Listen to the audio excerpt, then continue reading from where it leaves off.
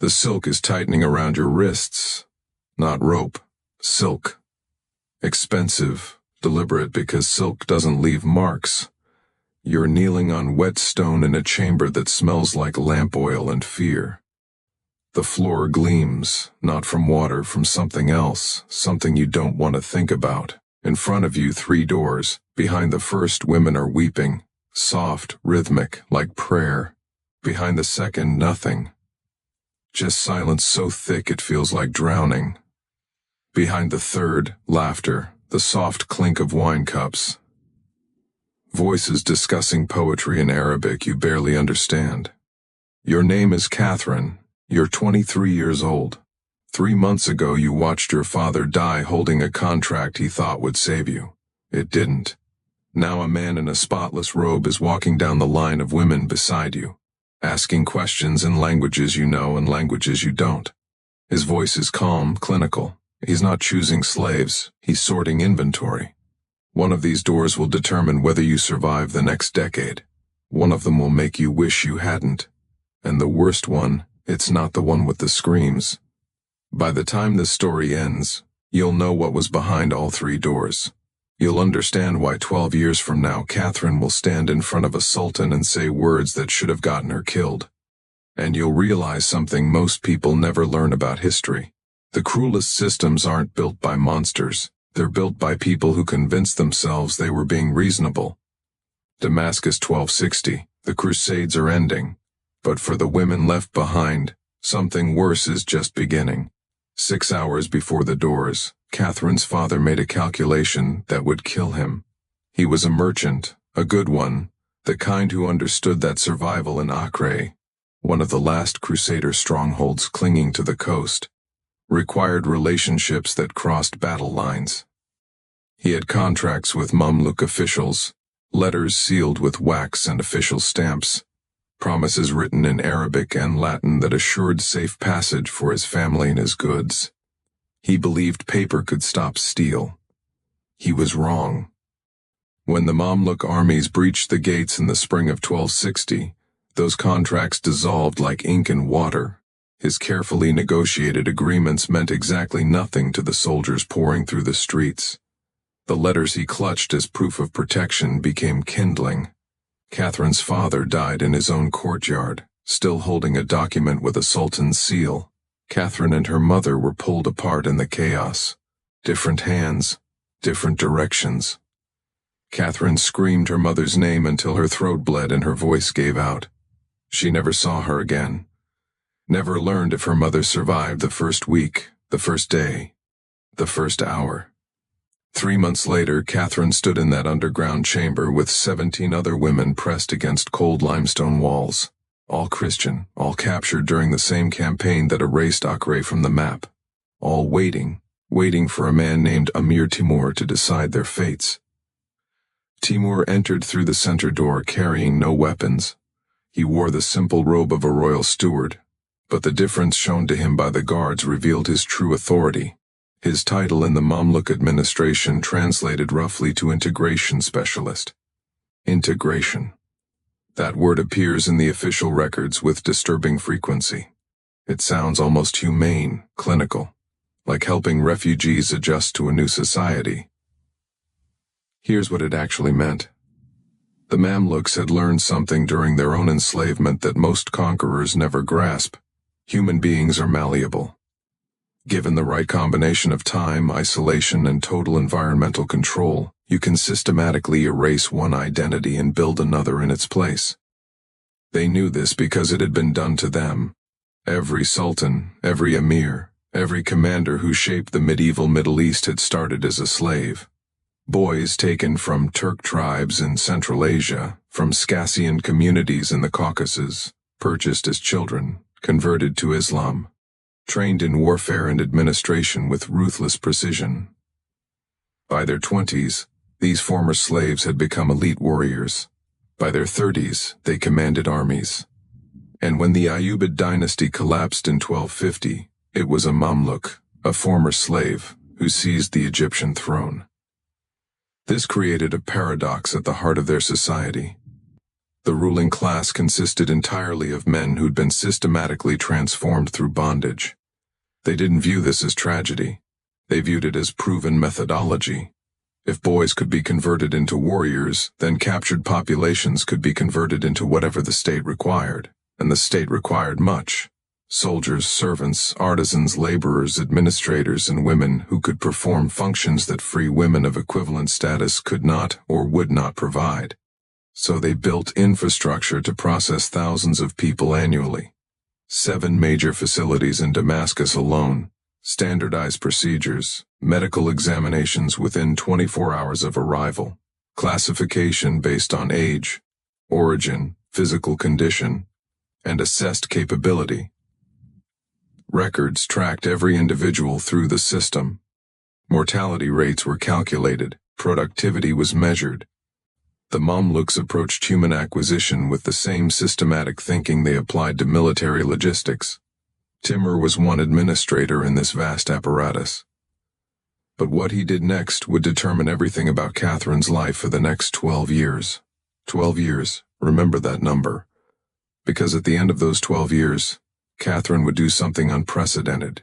She would stand in front of Sultan Calawan during a pub. Lake audience. A setting where women from the haram quarters never spoke unless specifically summoned. And she would say words that should have gotten her executed on the spot. Words that no enslaved woman had ever said in public. Instead, those words set her free. But we're not there yet. We're still in the underground chamber, watching Timur walk past Catherine without looking at her, stopping in front of a younger girl. Maybe 16 Armenian features, terrified eyes. He speaks to her in Arabic. She doesn't understand. He repeats himself in Armenian. Her face drains of color. She shakes her head. He nods to a guard. The girl is led toward the left door. Door 1. It opens. Through it, Catherine glimpses sunlight, a courtyard. Dozens of women sitting in rows, heads bowed, while men in official robes examine them with the practiced efficiency of livestock merchants evaluating breeding stock. The door closes. Timur continues down the line. His selections follow patterns. Age matters. Origin matters. Physical condition matters most of all. But there's something else he evaluates, something less tangible. He asks each woman a question in her native language. The question varies, but the underlying test remains constant. He's measuring their capacity for transformation. The Mamluks understood something that modern psychology wouldn't articulate for centuries. Given sufficient time and total control over environment, human identity is far more malleable than most people want to believe. Before we open that first door, do me one favor. If this story matters to you, if you believe these women deserve to be remembered, hit the like button and subscribe. It's the only way stories like this reach more people. Now let's see what was behind door 1. Catherine had not been broken, not yet. But the system knew how to break people without leaving visible damage, how to erase previous identity while building new compliance, how to maximize economic return while maintaining social control. They developed techniques refined over decades of practice. Door 1 opened again and again. Women disappeared through it one by one. Catherine watched, waited, tried to understand the pattern in Timur's selections. Then he stopped in front of her. His eyes were neither kind nor cruel, just calculating. He asked his question in Frankish French. His accent was perfect. This detail matters. The Mamluks didn't merely conquer, they studied. They learned the languages of their enemies. They understood Christian social structures well enough to exploit them. Can you read? Catherine hesitated. In that moment of hesitation, she made a decision that would determine everything. She could lie, claim ignorance, hope that illiteracy might make her less valuable, might lead to assignment somewhere less terrible than whatever awaited educated captives. But something in Timur's eyes suggested he already knew the answer. Her father had been a merchant. Merchants taught their children to read. Contracts, correspondence, records. Lying would only demonstrate that she lacked judgment. Yes, she said, French and Latin, some Arabic. Timur's expression didn't change, but something shifted in his posture. He gestured to a guard who brought a wooden tablet covered in wax. On it, someone had written a sentence in Arabic script. "Read this." Catherine studied the words. The script was formal, classical, a line from religious poetry. She read it aloud slowly, her pronunciation uncertain but comprehensible. Timur took the tablet back, made a mark on the parchment he carried, then moved to the next woman without another word. Catherine didn't know it yet, but she'd just been selected for door 3. Not the left door, which led to the courtyard and eventual distribution to military households as basic domestic servants. Not the center door, which led to immediate sale in the Damascus slave market. Door 3 led somewhere else entirely. Somewhere that required women who possessed education, linguistic ability, skills that made them suitable for what the records called administrative household placement. This sounds almost merciful, like she'd been chosen for clerical work, correspondence, record-keeping, and she had been. But that wasn't all. The administrative household track served multiple functions. Women assigned to it provided intellectual labor during the day, managing correspondence, maintaining account books, handling negotiations for women of the household who might not be literate themselves. At night, twice weekly, they provided something else, something the system had calculated with the same precision it applied to grain storage and tax collection. But I'm getting ahead of the story. 3 days after the selection, Catherine was taken through door 3. She found herself in a different chamber, smaller than the first, its walls covered with carpets that muffled sound. 5 other women waited there, all selected by the same criteria, all educated, all multilingual, all young enough to be reshaped. An older woman entered. Her name was Sophia. 20 years earlier, she had been exactly where Catherine now stood. Captured during a raid on Armenian territory, processed through the same system, trained in the same way, she had survived. And now she trained others to survive. What Sophia taught over the next 60 days was systematic erasure paired with systematic reconstruction. Week 1 language. Not learning Arabic, Catherine already spoke some, but forgetting how to speak in ways that signaled Christian identity. Certain phrases had to be eliminated. References to Christian prayer, appeals to saints, even casual invocations that Christians used without thinking. God willing was acceptable. Christ preserve us was not. Sophia listened to their conversations with each other, correcting, always correcting until the linguistic markers of their former faith vanished from their speech. Week 2, body memory. How you move, how you hold yourself. Christian women carried themselves differently than Muslim women of equivalent social status.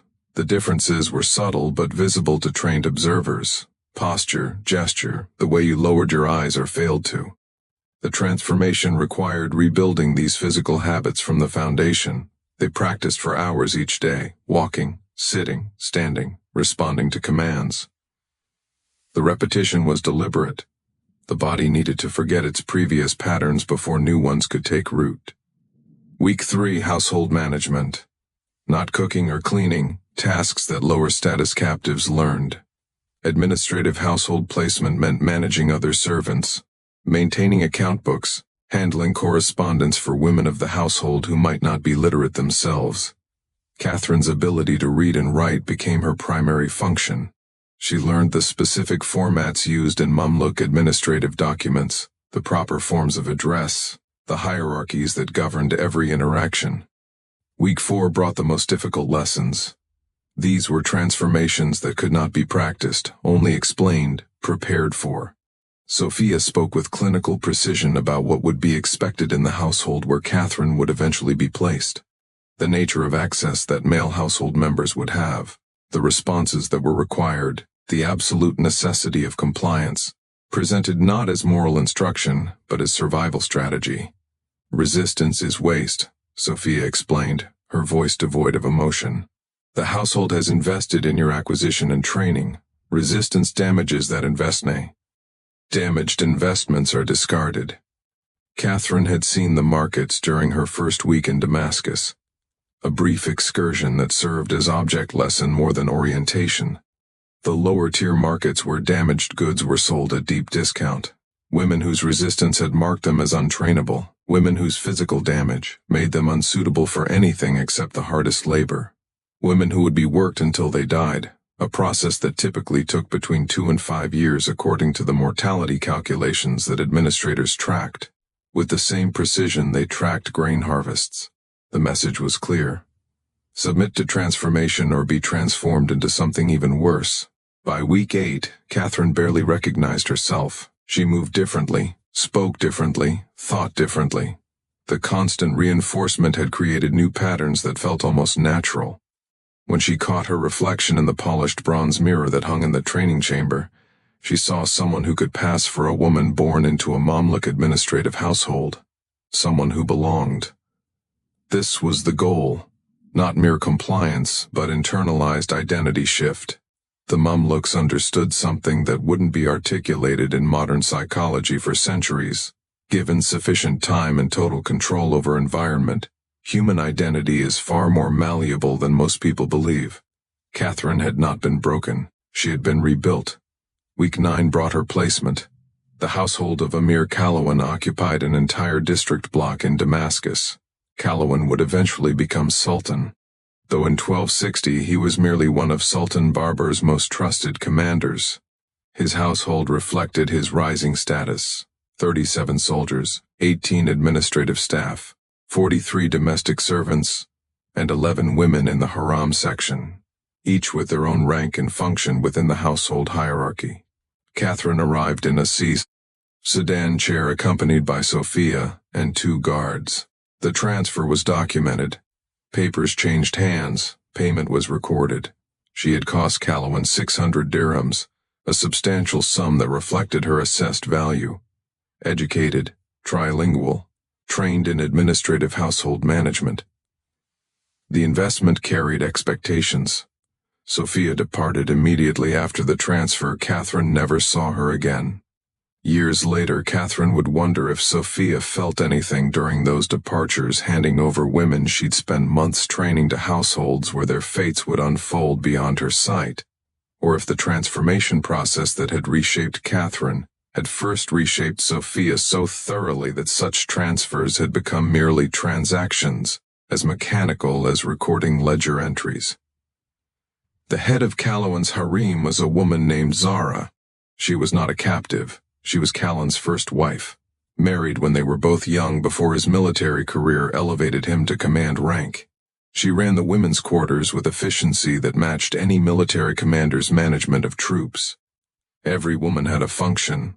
Every function supported the household's operation. Hierarchy was absolute. Catherine's function was correspondence management. The women of prominent Mamluk households maintained extensive social networks through written communication, marriage negotiations, gift exchanges, political intelligence.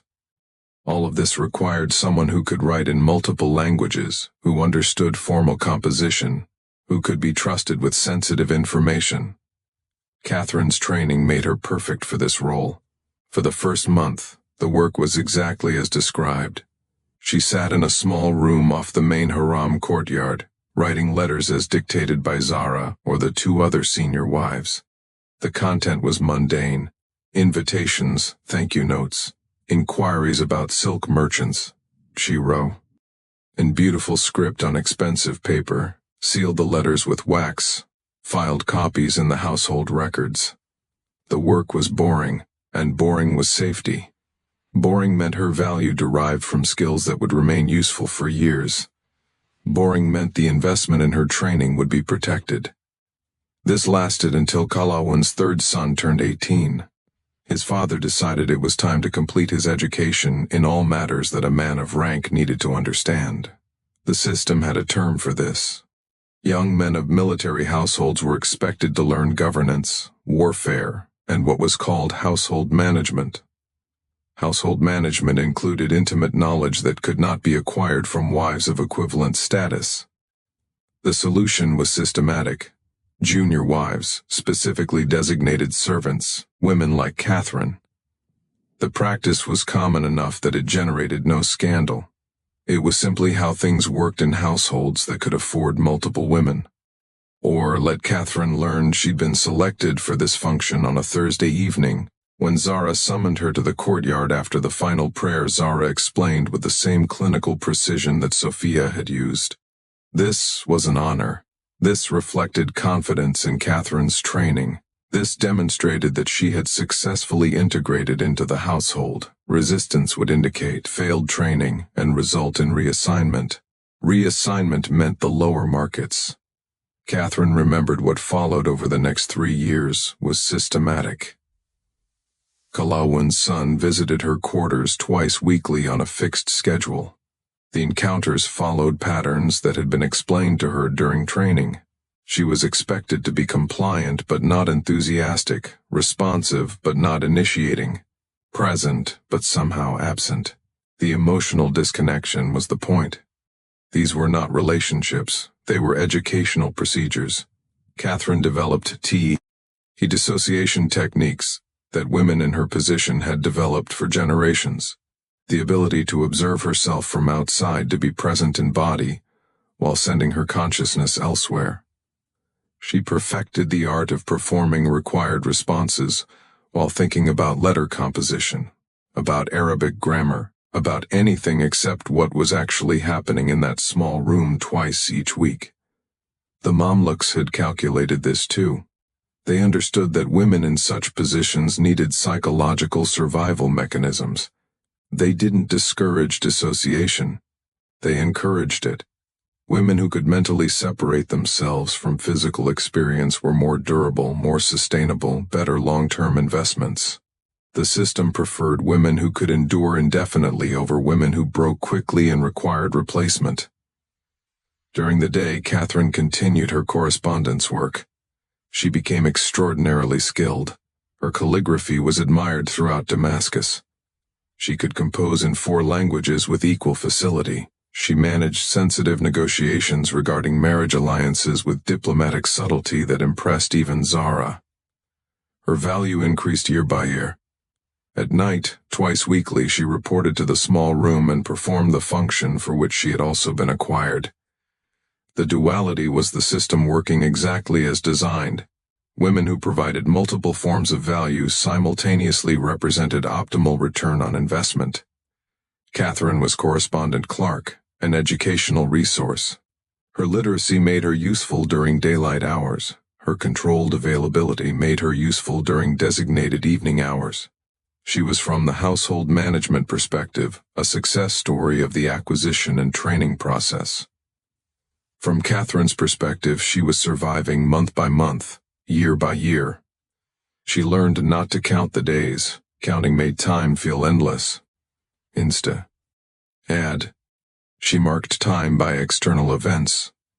When Kalawun became Sultan in 1279, when his son married and stopped requiring her educational services, when she was assigned to train a newly acquired Armenian girl in correspondence management. That last assignment broke something in her that 3 years of systematic exploitation had failed to touch. Looking at the Armenian girl freshly processed through the transformation system, seeing her own past reflected in terrified eyes, Catherine realized she had become Sophia. She was now the instructor, the one who would train the next acquisition to accept what Catherine had accepted, the one who would explain with clinical precision what functions the girl would perform. She could not do it. The household maintained a tradition that senior members could petition the Sultan directly during weekly public audiences. This was a legitimizing practice, a way for the ruling Mamluks to demonstrate their accessibility despite absolute power. Most petitions were mundane: tax disputes, inheritance claims, commercial disagreements. They were heard, decided, recorded. Catherine attended these audiences as part of her administrative duties. She took notes on petitions for the household records.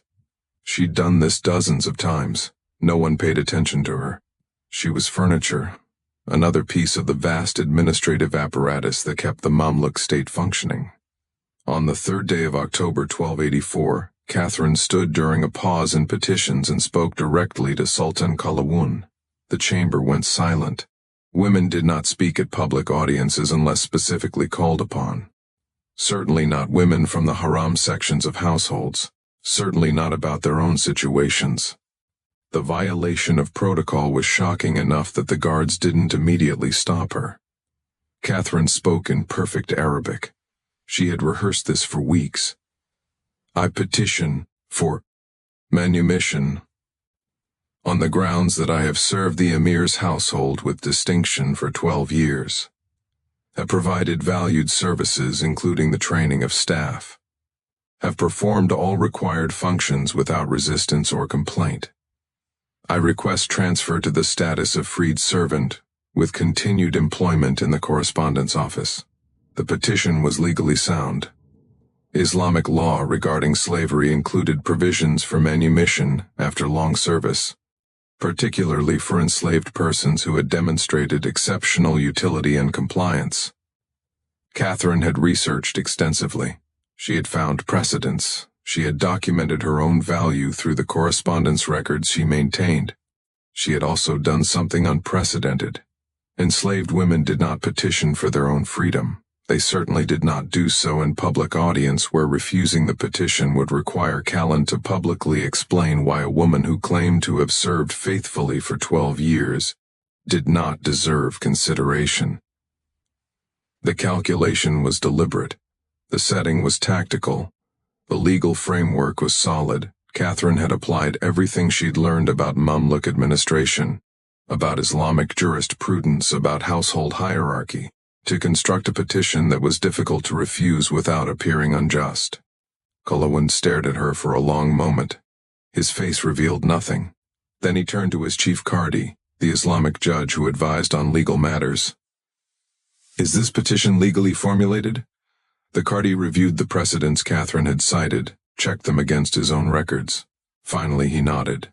The petition is sound. Mamluk mission after faithful service is prescribed.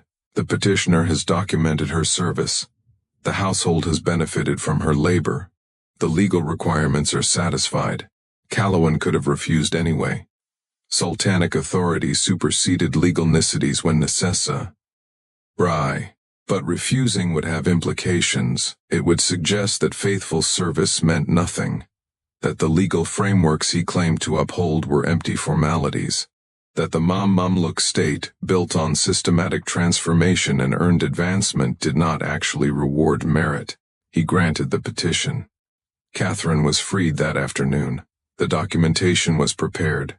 The official seal was applied. She was transferred to paid employment in the correspondence office at a salary of 12 dirhams per month. She was assigned a small room in the administrative wing of the compound. She was no longer anyone's property, but the cost was everything else. She could never return to Acre. The Frankish territories were gone, conquered. Her family was dead or scattered. She had no community except the Mamluk system in which she'd been embedded for over a decade.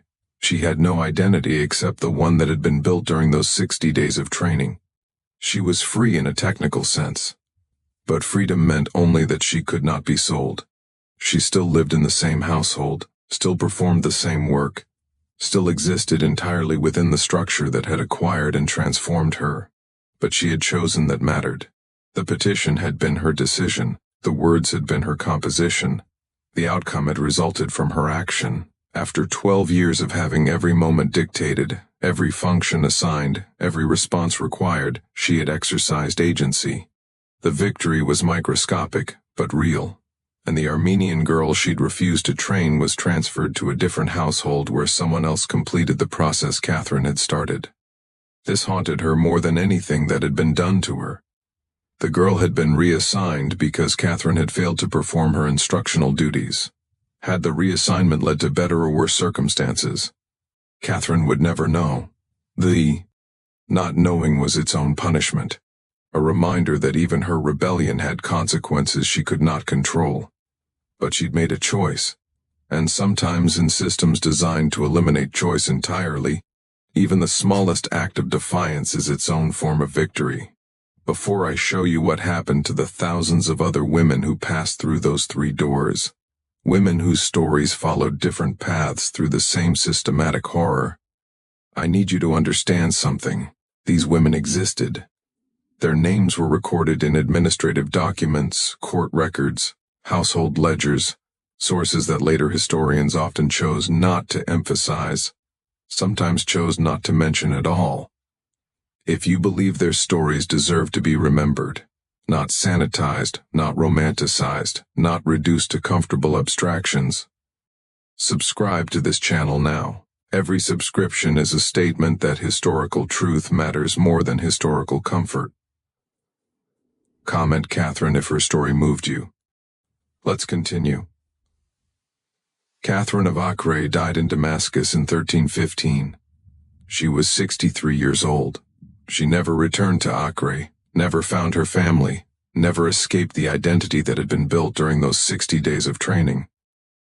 But she taught young women to read and write, passed on skills that might otherwise have been lost, lived with minimal means and maximal dignity. Her story is neither pure tragedy nor simple survival. She was destroyed in many ways by what the system did to her. She was also shaped by it into someone who could navigate that system and eventually escape its absolute control. Both things are true simultaneously. Her name survived in a single line in a household ledger, a record of her Mamluk's mission in 1284. That ledger was preserved by accident, stored in a forgotten archive, rediscovered by a researcher in 1953. Most women who passed through that Damascus processing center left no record at all. Their names were never written down. Their stories were never told. But Catherine's was. The cruelest systems aren't built by monsters. They're built by ordinary people willing to perform their assigned functions without confronting the cumulative horror their participation enables. That capacity didn't end with the Mamluks alternate. It remains part of what human societies can do when they combine organizational competence with moral permission and institutional structure. Remember their names. Remember what systems can do when good people choose not to see, and remember that sometimes the smallest act of defiance, a petition spoken in a silent room, is the only victory that matters.